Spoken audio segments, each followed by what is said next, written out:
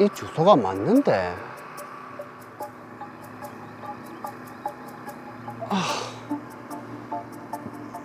비닐하우스. 내 전세 어디 가서 돌려받노? 아, 씨.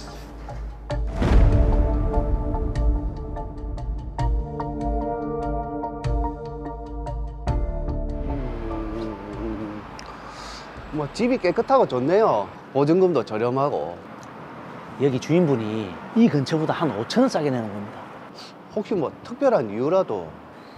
뭐 보시다시피 지하철역에서 한참 올라와야 되기도 하고 또 뭐 꼭대기 층이고 해서 그렇죠 뭐. 아, 아니, 저는 꼭대기층이라서 전망이 더 좋을 것 같던데요. 한 가구만 살 수 있기도 해서. 그렇죠. 역시 알아보시네. 그럼 이 집으로? 아니, 근데 등기부 등본 확인할 수 있겠죠? 아니, 제가 부모님한테 빌려 사는 독립이라. 아, 그럼요. 자, 부동산 사무실로 가시죠. 제가 가서 바로 뽑아드리겠습니다. 예, 알겠습니다. 자, 가시죠. 예. 자, 여기 등기부 등본입니다. 보시면 아시겠지만은 권리관계 없이 깨끗합니다. 그렇네요. 기록사항 없음이라 되어 있고 선순위 대출은 없겠네요. 아니, 근데 이 갑구 이건 뭡니까? 아, 그 건물이 신축이라서 아마 신탁회사에 소유권이 잠시 넘어가 있어서 그럴 겁니다. 아니, 이건 좀. 아, 그 걱정 안 하셔도 됩니다. 건축주분이 금방 신탁 해지한다고 했거든요. 아니, 그럼 신탁 해지할 때 특약사항으로 넣어도 되겠죠? 아, 그럼요. 제가 특약 꼼꼼히 챙겨 넣어서 계약서 만들어 놓을 테니까 오늘은 가계약금만 먼저 입금하시고 다음 주에 와서 정식 계약서 작성하시죠. 아니, 다음 주요? 아, 예. 건축주분이 지금 병원에 입원 중이신데 다음 주에 퇴원해서 오실 수 있답니다. 예, 알겠습니다. 여기 건축주분 이름이랑 연락처, 계좌번호 있습니다. 깨끗한 등기부 등본 그리고 4개월 이내에 신탁을 해지한다는 특약까지 넣고 저는 전세 계약을 체결했습니다. 하지만 4개월 후. 예? 건축주가 구속됐다고요? 어머나. 아니, 그럼 제 전세 보증금 어떡하고요? 신탁회사에서는 전세 계약에 동의한 적이 없기 때문에 보증금 반환 책임이 없다고. 건물주는 구속되고 소유권이 있다는 신탁회사도 책임 안 진다고 하고. 등기부 등본은 깨끗했는데. 아씨, 내 돈 어떻게 찾아야 되노? 제 첫 집가의 악연은 그렇게 허무하게 끝났습니다. 그런데 이렇게 주저앉을 순 없지. 이번에 진짜 제대로 된 집을 구할 거다. 아, 이 오피스텔 주인. 예, 맞습니다. 아, 집 보러 오신 분. 아, 예. 올라가서 같이 봅시다. 예. 네, 올라가시죠. 자, 어때요? 집은 깨끗하고 좋네요.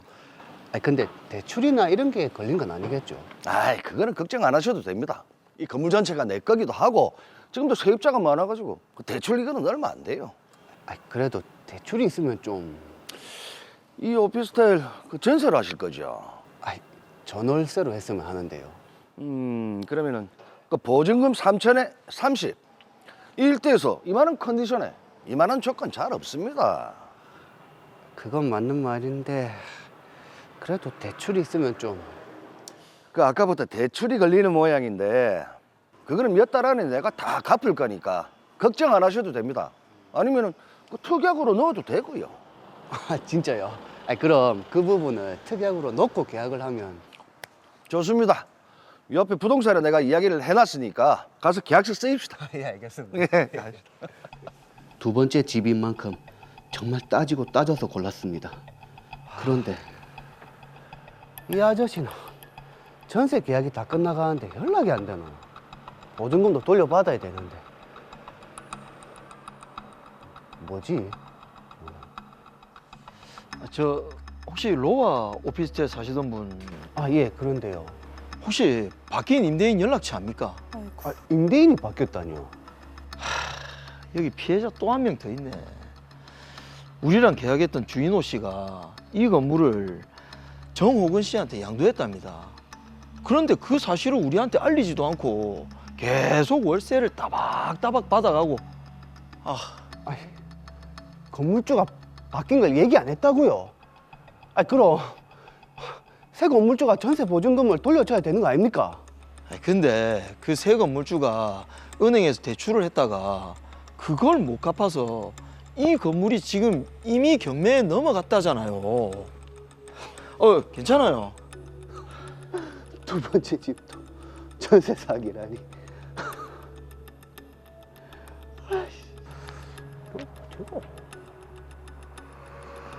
그래, 이대로 끝낼 수는 없지. 아, 근데 이 주소가 맞는데. 아, 비닐하우스. 무슨 운명의 장난도 아니고 전세 사기를 2번이나 당하다니. 저는 대체 어떻게 해야 할까요?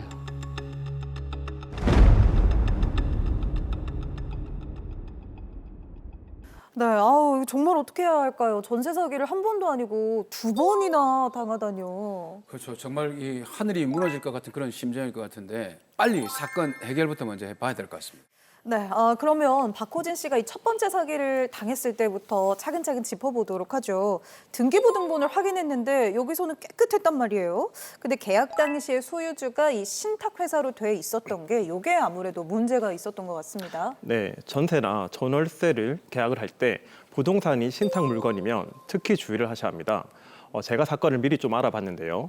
건축주가 건물 준공한 뒤에 신탁회사와 담보신탁 계약을 체결하고 금융회사에 17억 원을 대출했는데 아마 건물 가격의 80% 정도였다고 합니다. 그런데 건축주가 공인중개사 등과 공모를 하고 이러한 사실을 숨긴 채 전세 계약을 체결한 것입니다. 부동산 담보신탁은 건축주가 본인의 채무 이행을 보장하기 위하여 부동산의 소유권을 부동산 신탁회사에 신탁한 후에 수익정권을 급부받아 이를 담보로 금융기관에 대출을 받는 것인데요. 이러한 내용은 등기부 등본의 갑구, 신탁사항에 기재된 신탁원부에 나타나 있기 때문에 등기부 등본 1구에는 나타나지 않습니다. 그래서 신탁원부의 내용까지도 꼼꼼히 확인하셔야 합니다. 네. 그런데 박호진 씨도 이제 이걸 예방을 하려고 특약의 소유관계 변동에 대한 부분을 분명히 넣었거든요. 근데 이게 지켜지지 않았나 봐요. 네, 전세 계약을 하면서 특약사항으로 4개월 이내에 신탁을 해지한다는 내용을 넣었는데요. 문제는 임대인이 전세 계약한 사실을 신탁회사에 알리지 않았다는 것입니다. 신탁원부에는 위탁자는 신탁기간에 수탁자와 우선 수익자의 사전 동의 없이 임대차 등의 행위를 해서는 안 된다라고 기재되어 있었습니다. 이러한 사실을 알고 있는 건축주와 공인중개사가 공모해서 이를 숨기고 박호진 씨와 전세 계약을 했고요. 호진 씨는 신탁회사에 대해서는 대항력이 없기 때문에 건축주가 대출금을 갚지 못해 진행된 공매 절차에서 보증금을 전혀 받을 수 없는 상황입니다. 그러니까 임대차 행위를 해서는 안 된다고 기재가 돼 있었는데 이 부분을 놓쳤네요. 그렇다면 건축주를 사기죄로 고소해야 하는 거 아닌가요? 네, 당연합니다. 사기죄로 고소한다면 건축주는 당연히 형사적으로 처벌을 받게 될 것이고요. 이 사건에서는 건축주 외에도 공인중개사인 안정수 씨도 사기 범행에 가담한 것으로 보입니다. 그래서 안정수 씨도 사기 범행의 공범으로 형사 고소하고 혐의가 인정된다면 건축주와 안정수 씨를 공동 불법 행위를 원인으로 한 민사상 손해배상 청구도 가능합니다. 근데 지금 이게 공인중개사 안정수 씨는 공범으로서 사기 행위가 입증이 안 될 수도 있지 않습니까? 그래서 사기죄가 되지 않는다면 민사상 손해배상에 조금 문제가 생기는 건 아닌가요? 만약 안정수 씨가 사기죄의 공범으로는 인정되지 않는다고 해도 공인중개사는 선량한 관리자의 주의로 중개 대상물의 권리관계 등을 조사, 확인해서 의뢰인에게 설명할 의무가 있는데요. 이 사건에서 안정수 씨는 신탁원부를 제시하지도 않았고요. 신탁 사항을 설명하지도 않았기 때문에 공인중개사법 제30조 1항에 따라 책임을 질 수 있고 한국공인중개사협회에도 공제사업자로서의 책임을 물을 수 있을 것 같습니다. 그러니까 이 공인중개사 그리고 이 한국공인중개사협회를 대상으로도 돌려받지 못한 보증금을 돌려달라 이렇게 해결할 수 있다는 건 참 다행인데요. 그럼 이렇게 했을 때 혹시 전세 보증금 전액을 잘 돌려받을 수 있을까요? 최근 제가 수행한 사건을 보면 공인중개사나 협회에서는 임차인이 임대인에게 법적으로 보증금을 반환받을 수 있기 때문에 임차인에게는 손해가 발생하지 않았다며 항변을 했습니다. 그런데 법원에서는 임대차 관계가 종료한 지 1년 이상 경과했음에도 보증금을 돌려받지 못하는 상황이 있기 때문에 보증금 상당의 손해가 발생했다고 하여 임차인의 손을 들어주었습니다. 다만 임차인이 신탁 부동산인 것을 알고 있었고요. 신탁 계약의 법적 효력에 대해서는 임차인 스스로 검토하거나 중개사에게 더 자세한 설명을 요구하는 등의 노력을 기울이지 않은 점 등을 고려해서 50%의 책임만 인정하였습니다. 그러니 시청자 여러분들도 신탁 물건을 임차하는 경우에는 신탁 원부의 내용을 꼼꼼히 확인하고 권리관계도 중개사에게 충분히 설명을 요청해야 한다는 점 꼭 기억하시기 바랍니다. 요즘 워낙 이 전세 사기와 관련된 피해들이 좀 많이 늘어나고 있는데 이런 부동산 신탁과 관련된 그런 어떤 사기 사건도 좀 늘어나고 있는 추세인 것 같습니다. 그래서 이게 정부에서도 굉장히 좀 대책 마련을 한다고 좀 얘기를 하고 있더라고요. 네, 국토교통부와 주택도시보증공사에서 전세 사기 피해를 방지하기 위한 안심전세 포털을 운영하고 있고요. 효과적인 피해 예방을 위해 안심전세 앱을 개발하여 사용 중에 있습니다. 제가 사용해 보니 시세 조회, 집주인 정보, 등기 변동사항 알림, 보증 가입 등 지금까지 전세 사기 피해 원인들을 미리 확인할 수 있는 필수 사항들이 잘 포함되어 있었습니다. 시청자 여러분들도 꼭 설치해서 사용해 보시고 주변에도 많은 활용을 할 수 있도록 알려주시면 좋을 것 같습니다. 네, 정말 우리 시청자 여러분들도 기억하셔야겠습니다. 안심 전세 포털 사이트도 있고요. 그리고 휴대전화의 앱으로 이 안심 전세 앱 간편하게 받을 수가 있다고 하니까 저도 이따가 녹화 끝나고 설치해야 되겠는데요. 네. 좀 휴대폰 좀 갖다 주시겠어요? 좀 깔아야 될 것 같은데요. 네, 안심 전세 앱 이거 꼭 기억을 해야겠습니다. 네. 부동산 매매나 임대차 계약 시 역시 가장 중요한 게 바로 이 등기부 등본입니다. 등기부 등본 반드시 이 부분만은 꼭 확인을 해야 한다. 어떤 것들이 있을까요? 네, 전세 사기를 예방할 수 있는 기본은 등기부 등본을 확인하는 절차인데요. 무엇을 확인해야 하는지가 중요합니다.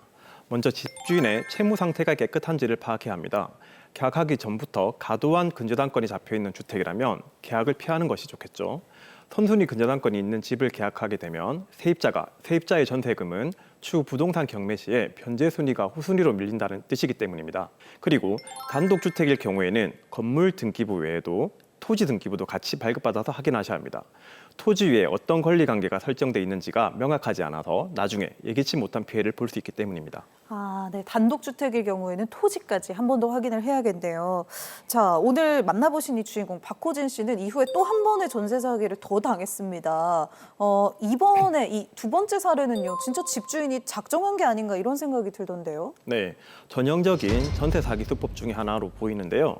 임대인이 변경되었음에도 임차인에게 알리지 않아 자력이 없는 신규 임대인으로부터 보증금을 돌려받지 못하는 피해 사례입니다. 집주인이 부동산을 양도함에 있어 임차인의 허락이 필요한 것은 아니지만 임차인 입장에서는 임대인의 변경은 보증금 반환 여부와 관계돼 매우 중요한 사항이죠.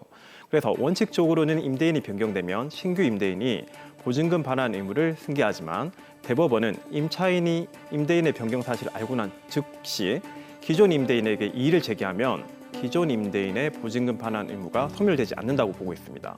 그러니까 이 점도 꼭 기억하시기 바랍니다. 네, 잘 알겠습니다. 그러니까 임대인이 변경 사실을 알고 난 후에 즉시 기존 임대인에게 이의를 제기하면 이 기존 임대인의 보증금 반환 의무가 그대로 남아 있다는 거네요. 즉시라는 게 좀 중요한 것 같은데 잘 기억해야겠습니다. 그럼 이게 이의를 제기한다는 게 이게 궁금해서 그런데 어떤 서면으로 해야 되는 건지. 네, 제일 좋은 거는 서면으로 남겨놓거나 아니면 뭐 녹음을 해도 되고요. 아니면 문자나 카카오톡 같은 SNS를 이용해도 됩니다. 어쨌든 이의를 제기했다는 증거가 명확히 남아 있어야 됩니다. 그렇군요. 근데 이게 이제 드라마를 보니까 건물을 양도받은 새 주인과 옛날 건물주하고 뭔가 짜고 이렇게 양도를 네. 했다라는 느낌이 좀 들거든요. 어떻습니까? 네, 제가 보기에도 주인호 씨와 정호근 씨가 공모해서 사기 범행을 저지른 것으로 강력하게 의심이 되는데요. 네. 일단 주인호 씨가 특약으로 기존 대출금을 몇 달 안에 갚겠다고 기재를 했는데 그쵸. 안 갚은 상태에서 임차인들에게 알리지도 않고요. 정호근 씨에게 이제 집을 양도했고 정호근 씨는 은행에 신규 대출을 했다가 못 갚아서 결국 경매까지 진행되게 되었는데 그 과정에서 정호근 씨가 아닌 주인호 씨가 계속해서 차임을 받았습니다. 그렇죠. 그리고 이에 대해서 정호근 씨가 월세를 본인에게 지급하라는 요청을 또 그쵸. 하지 않은 사실을 보면 사기죄 공범 관계가 있지 않았나 굉장히 의심되는 상황입니다. 그러게요. 말씀해 주신 거 들어보니까 진짜 수상합니다. 그렇죠. 이상합니다. 네. 그럼 이 드라마에서는 그 계약을 했던 기존의 건물주 그리고 새롭게 양도받았던 건물주 그 2명을 상대로 해서 소송을 하면 되는 겁니까? 네, 두 사람을 상대로 사기죄 공범으로 형사 고소가 가능하고요. 민사적으로 보증금 반환 청구 소송을 하면서 별개의 청구 원인으로 두 사람을 부진적 연대 책임으로 해당한다고 해서 불법 행위를 원인으로 한 손해배상 청구도 가능할 것 같습니다. 어쨌든 뭐 연대 책임 네. 같이 이제 진행을 하면 될 것 같은데 뭐 사기를 치려고 작정한 사람을 피할 도리가 없다고는 하지만요. 그래도 전세 사기 피해를 좀 줄일 수 있는 피해를 피해갈 수 있는 그런 방법이 최소한의 예방책이라도 좀 있을까요? 네, 시청자 여러분들이 꼭 들어서 확인하셔야 될 내용인데요. 먼저 제가 말씀드렸듯이 안심 전세 앱을 꼭 설치하시고요. 전세 계약 체결 전에 권리관계 등을 확인하시기 바랍니다. 그리고 계약 전후에 등기부 등본을 확인하시고 선순위 근저당권이 설정되어 있다면 임대인의 부채 증명도 확인하셔야 됩니다. 그리고 임대인이 세금 체납 여부가 있는지 네. 신분증도 확인하시고 공인중개사가 정상적인 영업을 확인하는지 주택임대차 표준계약서를 사용하고 있고 전입세대 열람, 확정일자 부여 현황도 확인하셔야 됩니다. 전입신고, 주택임대차 신고, 확정일자를 신청하시고 전세보증금 반환 보증 가입을 강력히 권고드립니다. 이야 네. 정말 많다 그죠? 근데 뭐 소중한 우리 전세금을 지키려면 네. 사실 해야죠. 하긴 전 재산이니까. 네, 맞아요. 참 큰 돈인데 그만큼 꼼꼼하게 따져봐야겠죠. 마지막으로 의뢰인 박호진 씨를 위해서 한마디 부탁드리겠습니다. 네, 너무나 억울한 일을 2번이나 당한 박호진 씨의 상황이 정말 안타깝습니다. 최근 전 재산인 전세보증금을 돌려받지 못해 극심한 경제적, 정신적 고통에 시달리다 스스로 목숨을 끊었다는 소식까지 뉴스로 접한 바 있어 혹시 호진 씨도 극단적인 선택을 하진 않을까 굉장히 걱정됩니다. 일단 침착함을 유지하시면서 주인어와 정호근을 상대로 사기 범행의 공동정범으로 형사 고소하고 두 사람을 공동피고로 하여 보증금 반환 청구 또는 불법 행위를 원인으로 한 손해배상을 청구하시기 바랍니다. 그리고 현재 임차부동산이 경매로 진행되는 상황이므로 우선 매수권을 행사할 수도 있고요. 소액 임차인인 경우 최우선 변제권에도 해당할 수 있으니 경매 절차에 채권 신고도 하시기 바랍니다.